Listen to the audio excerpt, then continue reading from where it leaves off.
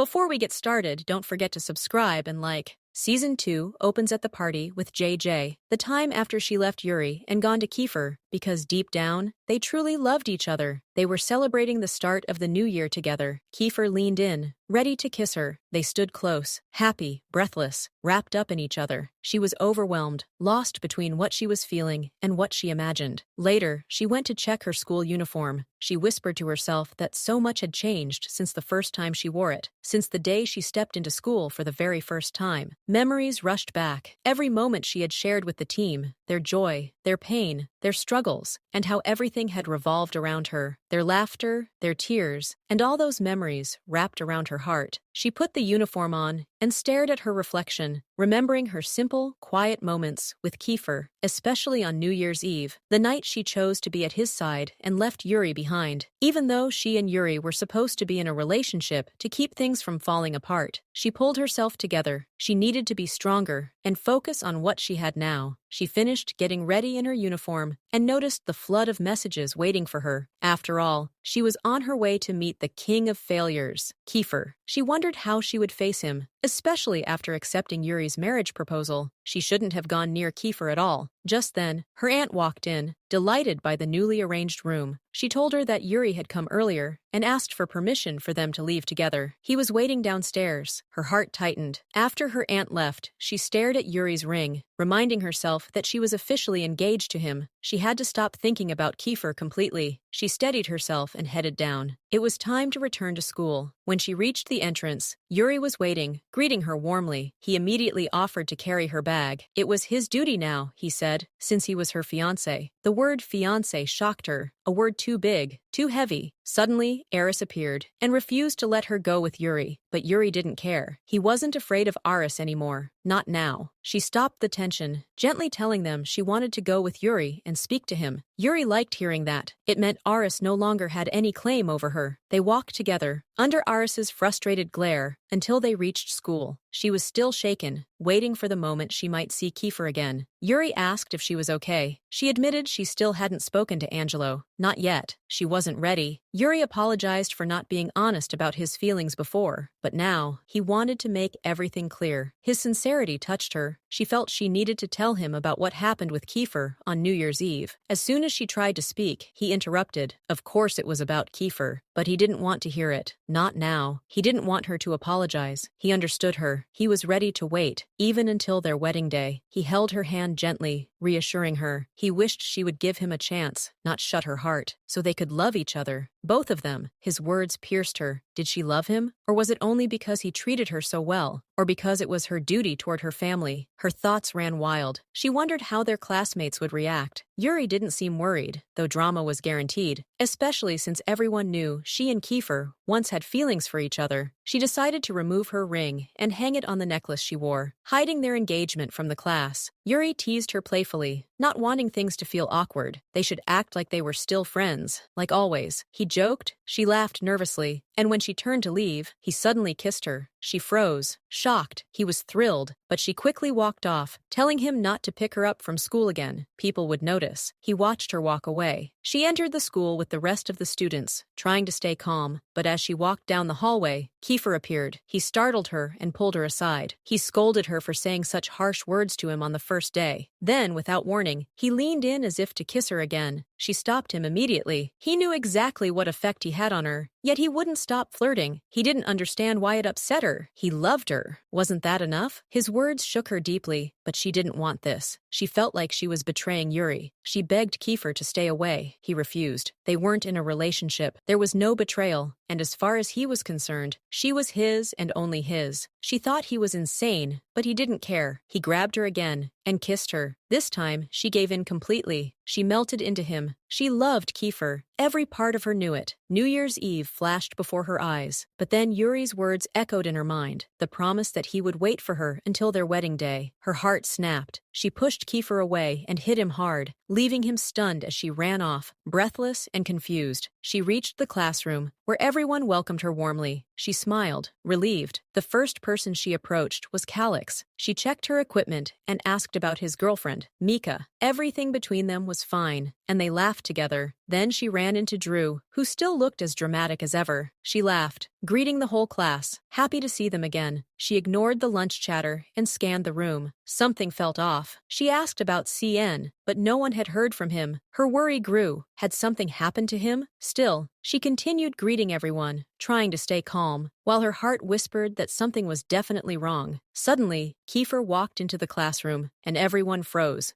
A bruise marked his lower lip. The students burst into laughter, teasing him non-stop, but she couldn't hide her smile, because she was the one who did that to him. She turned her focus back to the classroom. Nothing had really changed. Everyone was laughing, playing, settling back into their routines. Yuri entered and quietly took his seat. Kefir followed, each one sitting in his own place. Yet she could feel the shift in the air. So many things had changed between them all. The teacher arrived, greeting them with warmth, happy to see the class together again. But he also announced major changes ahead. There would be new activities, more challenges, and most importantly, final exams that would determine whether a student would graduate or not. But Yuri leaned toward her, reassuring her softly. She would graduate, he promised. Her face lit up with relief. Kefir saw that, and it irritated him deeply. During lunch, the portions were smaller than usual. Students complained, but Kefir simply took whatever he wanted, piling extras onto his tray. He went to sit next to JJ, who wished more than anything that he would just leave her alone. When she tried to stand up, he grabbed her wrist gently, pulling her back. "Do you want everyone to know what happened on New Year's Eve?" Her heart jumped, but she pulled away, refusing to engage. She stayed cheerful around him, only until Yuri arrived. The moment she saw Yuri, she rushed to check on him. Kefir had been annoying her again. Yuri reminded her, with quiet firmness, that she should never forget she belonged to him. Overwhelmed, she stood up suddenly and walked away, not wanting Yuri or Kefir to follow her. Yuri looked hurt. Kefir looked thrilled. She escaped to the rooftop, grateful to finally breathe, without being crowded by their chaos. She dialed CN again. Still no answer. He had been missing all day. Then, unexpectedly, Drew arrived. He looked upset, weighed down. She sat beside him gently, asking what was wrong. He confessed he was disappointed in himself. He felt like a coward. Love, he said, was painful when it wasn't mutual. He couldn't express his feelings to the person he cared about, and sometimes he thought it was better not to be stuck between two people for no reason. He showed her a picture of the girl he loved, and she froze. It was her. Her appearance had changed so much. No wonder she didn't recognize herself in his shy glances. She laughed awkwardly, touched, but embarrassed. Drew cheered up, and she continued eating while they talked about love, life, and little frustrations. Time passed, and she finally headed home. There were gifts waiting for her, many of them, but what startled her most was the visitor sitting inside, CN. She rushed toward him, anxious. He hadn't gone to school all day. Her aunt left them alone, saying she missed him terribly. She smacked his arm lightly, scolding him. "How could you be here and not at school? What happened to you?" He explained everything. His brother had locked him up and sent him to England because he was always causing trouble. He'd been trapped for a long while, but he escaped, took all his belongings, and came straight to her. He would be staying with her now. He already told Angelo, and Angelo agreed. Right on cue, Angelo appeared, confirming everything. He glared at CN and left instantly. They couldn't stand each other. CN explained that his mother wouldn't look for him. No one would care, and that he'd be sleeping in her room, just like Angelo had arranged. He dashed off immediately as she called after him. Later that night, she struggled to sleep, but CN was in the bathroom, singing at the top of his lungs. His voice was so loud it startled her awake. She tried checking her phone. Yuri had messaged her a sweet good morning. Of course, Kefir had also texted, teasing her as always. She blushed, then hid under her blanket. When CN came out of the bathroom still humming, she groaned in frustration and went downstairs for breakfast. Aris walked out the moment she entered. She approached CN, noticing sadness in his expression. Something was wrong. He stood up abruptly, trying to leave. She followed him, insisting on knowing what happened. It was the first time she'd seen him sad like this. He finally admitted what Aris had told him, that she was leaving their division, that she had to stay away from him. She denied it fiercely. She didn't want to leave anyone. She didn't want anyone pushed away from her life. Kefir suddenly appeared and grew irritated. Others overheard the conversation. Rumors spread fast. She kept denying it, refusing the idea entirely. The whole group didn't want her leaving the division. CN held onto her arm.